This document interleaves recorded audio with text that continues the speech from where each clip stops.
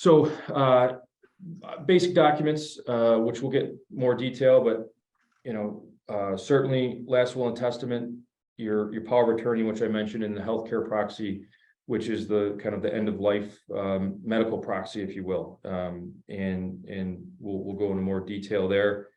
And I think from a standpoint of a big question I get, and Angela, you probably see this too, is what should I keep, right? What information, how do I organize it, and what documents or what statements should I keep? And I always encourage people on the organization end of things, make sure that mom and dad have beneficiary arrangements on all of their accounts, even from a standpoint of their bank accounts, right? You want to make sure that, what I see a lot of people do is they'll go to the bank and they'll add themselves as a joint owner. And again, very high level here, but you want to be careful of that, because there's gifting issues and potentially some tax issues and legal issues with that. But making sure that if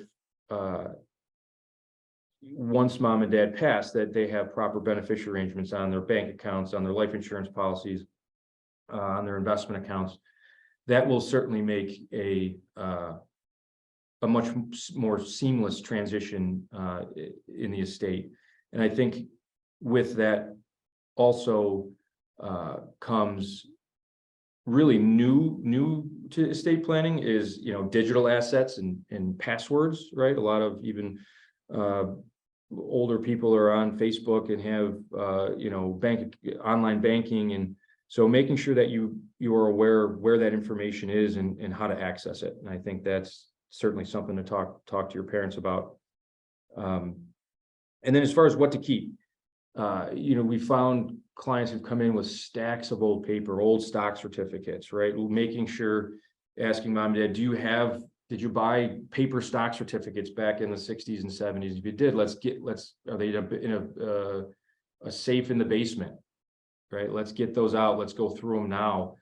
We can digitally record those and then turn those certificates over so that it doesn't create confusion. I've seen it where there's paper certificates that were dealt with years ago, but for whatever reason, people, kind of hoard things and they keep them. And now the person picking up the executor or the children have no idea whether or not those are legitimate documents, right? Old statements from bank accounts. You really, in today's day and age, you really don't need to keep any paper statements, right?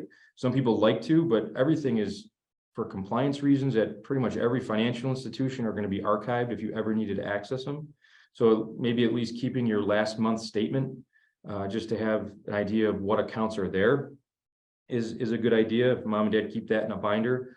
But anything previous months, or especially accounts, we've seen that where accounts are closed or transferred.